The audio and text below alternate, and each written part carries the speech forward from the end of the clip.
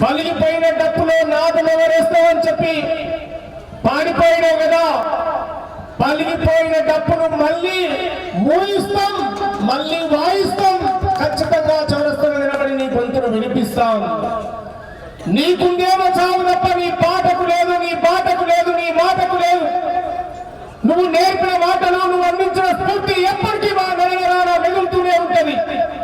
రాజకీయాలు ఏమైనా రాని ఏమైనా పోని, తెలుగు నేల మీద గద్దరనే పదం, గద్దరనేటువంటి ఒక శబ్దం ఎప్పటికీ అది సజీవంగా ఈ భూమి ఆకాశం ఉన్నంత కాలం పదిలంగా ఉంటది.